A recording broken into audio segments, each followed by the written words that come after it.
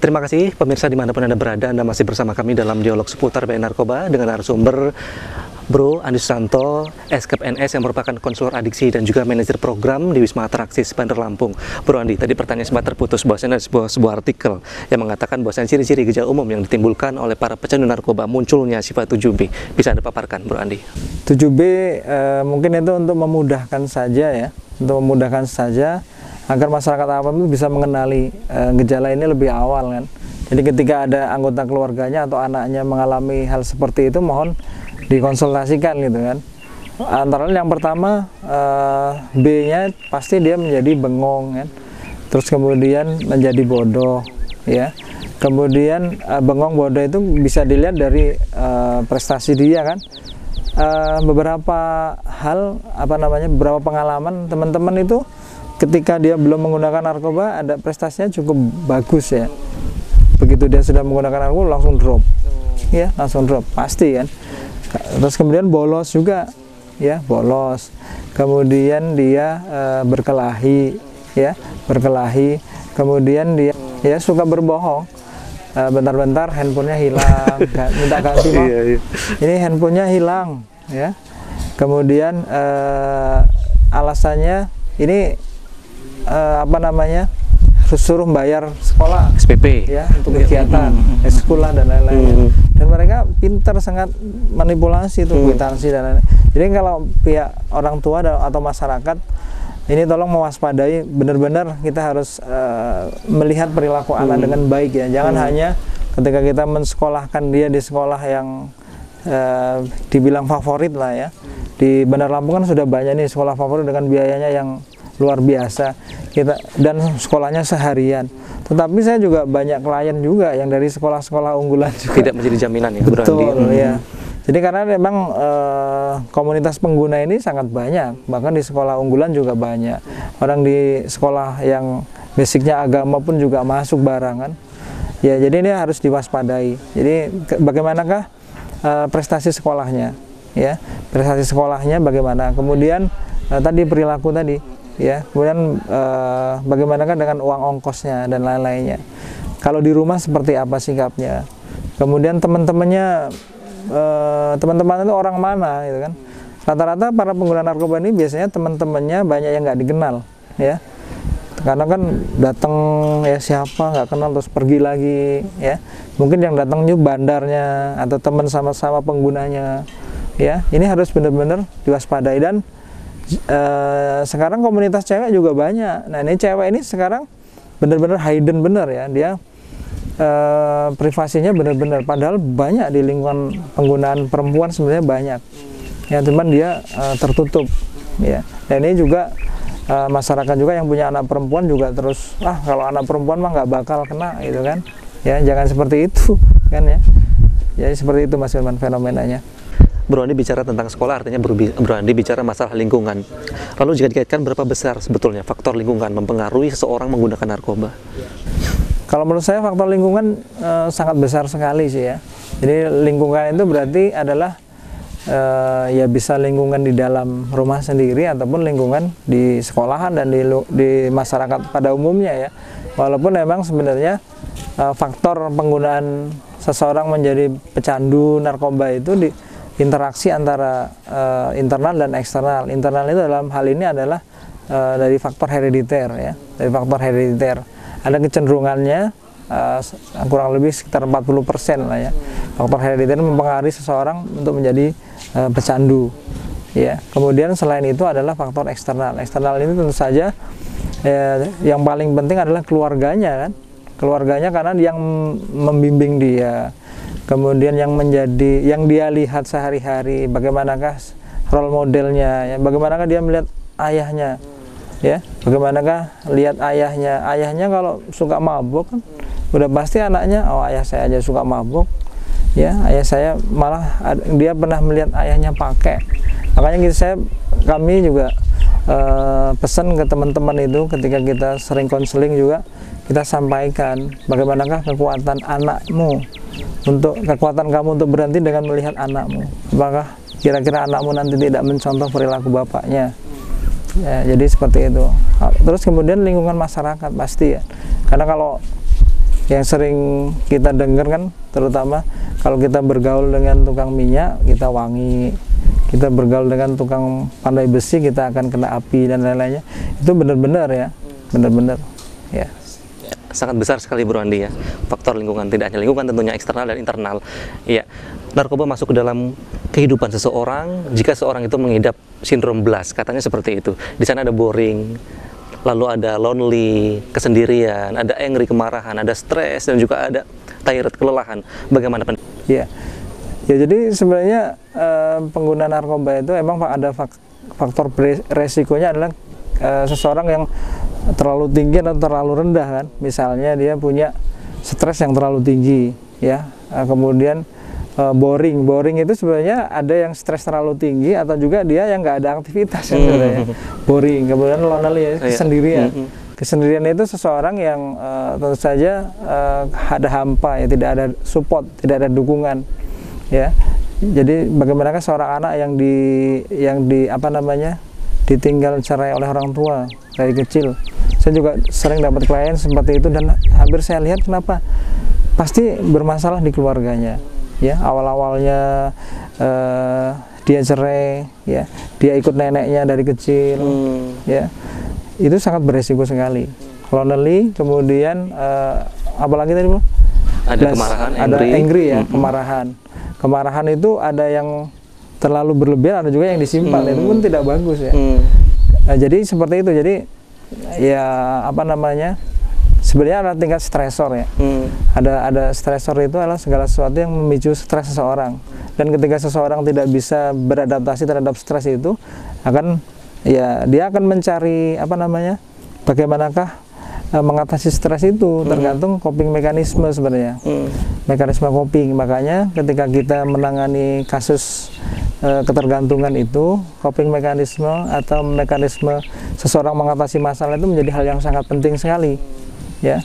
Itu nanti kalau kamu ada masalah, apa yang kamu lakukan? Karena emang ya hampir rata-rata sih seseorang yang menggunakan narkoba, mekanisme copingnya kurang bagus. Saya pakai narkoba ini karena pusing, nggak tahan. Ketika dia mencoba narkoba kan sebenarnya pelarian aja kan, masalahnya kan nggak teratasi. Nah itu yang kita ajarkan, bagaimanakah mekanisme copingnya harus efektif ya. Dan itu jangan sebelum seseorang sudah terkena narkoba sih diajarinya. Harusnya ya kita mengajarkan anak-anak kita bagaimanakah ketika ada masalah apa sih yang harus dia lakukan ya. Ketika dia nggak ada masalah ya harus cari teman untuk curhat, sehingga komunikasi dalam keluarga itu benar-benar harus terbuka ya. Ketika seorang anak ada masalah, jangan dibiarkan dia memendamnya sendiri ya. Orang tua harus terbuka, gimana ada masalah nggak di sekolahan, dia bisa eksplor cerita. Nah itu salah satu hal untuk menghindari atau faktor resiko penggunaan narkoba sebenarnya ya. Artinya Bro Andi sangat setuju dengan ada sindrom BLAS yang masuk ke kehidupan seorang dan seorang pun menggunakan narkoba. Ya, Bro Andi, dalam penggunaan narkoba pun ada yang disebut dengan ketergantungan. Ketergantungan yang saya tahu ada dua macam, ada ketergantungan fisik dan juga mental. Bisa Bro Andi paparkan, Bro?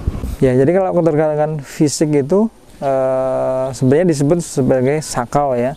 Tadi kan ciri-ciri seseorang mengalami adiksi atau ketergantungan, yang pertama adalah adanya kecenderungan untuk menggunakan zat walaupun, atau dorongan yang kuat untuk menggunakan walaupun dia tahu kondisi atau konsekuensinya.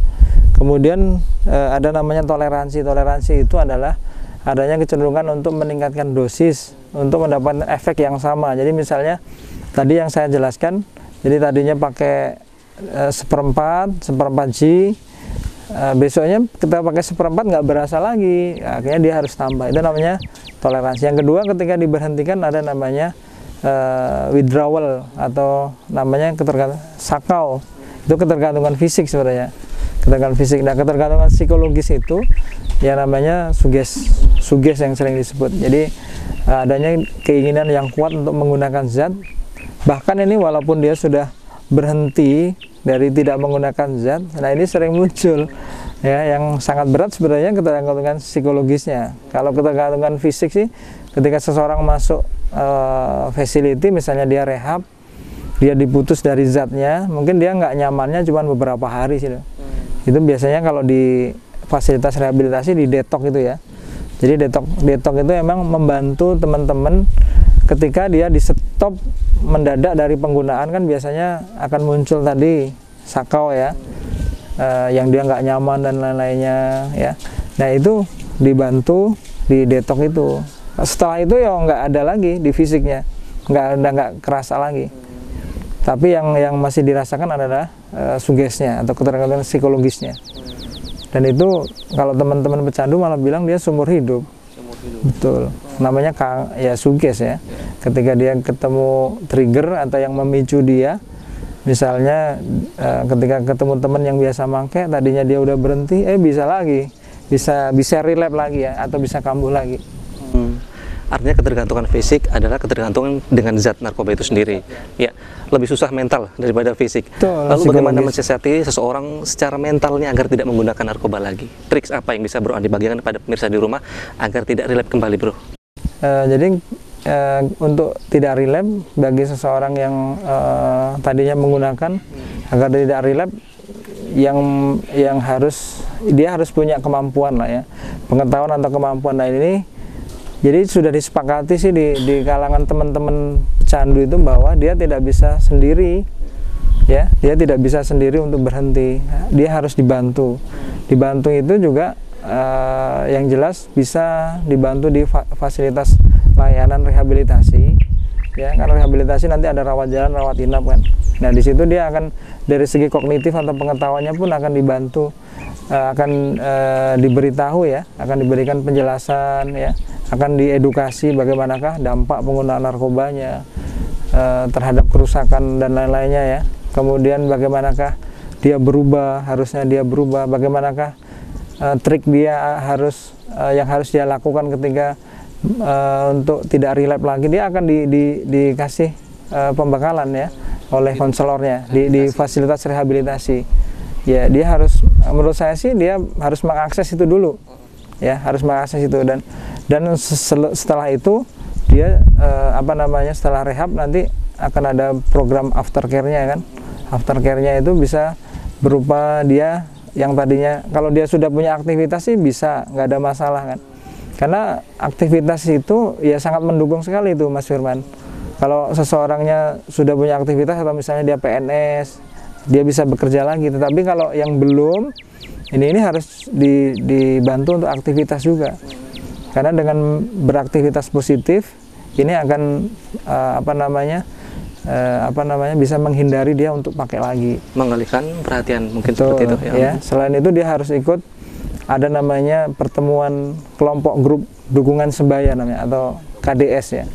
Dan biasanya di fasilitas kalau di Ataraksis juga ada, itu di setiap malam minggu di Wisma Ataraksis akan ada malam minggu itu akan ada KDS ya, kelompok dukungan sebaya. Di situ mereka bisa curhat, saling memberikan dukungan ya. Selain itu juga pasti spiritual sebenarnya, hal yang sangat penting adalah spiritual.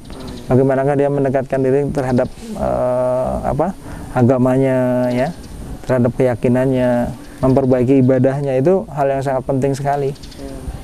Ya, jadi harus komprehensif sebenarnya. Iya. Bro Andi, sebelum para pecandu masuk ke tempat rehabilitasi tentunya ada prosedur yang harus dilewati, dan kebanyakan para masyarakat kita belum tahu bagaimana prosedur itu hingga sampai ke tempat rehabilitasi. Bisa Anda paparkan, Bro? Iya. Jadi sebenarnya untuk prosedur untuk ke fasilitas rehabilitasi sih ya tentu saja kita harus dapat akses informasi ya, Bro ya. Yang jelas kalau di Provinsi Lampung ini juga sudah banyak. Jadi pintu masuknya adalah IPWL. IPWL itu adalah institusi penerima wajib lapor, di mana di situ adalah untuk semua, kan di Undang-Undang Narkotika ada semua pengguna, pecandu, penyalahguna itu harus melaporkan diri ke fasilitas pelayanan yang ditunjuk oleh pemerintah ya. IPWL, fasilitas IPWL itu di Lampung ini ada rumah sakit jiwa, rumah sakit Bayangkara, puskesmas, ada puskesmas yang di Bandar Lampung antara lain Kedaton ya, kemudian di Panjang kalau nggak salah. Dan di fasilitas-fasilitas rehabilitasi baik milik pemerintah atau non pemerintah ya. Yang non pemerintah itu salah satunya adalah Ataraksis ya, di rehab sosial di bawah Kementerian Sosial ya, atau Dinas Sosial. Itu bisa mengaksesnya dari situ, karena nanti akan di asesmen dulu itu, Bro. di asemen.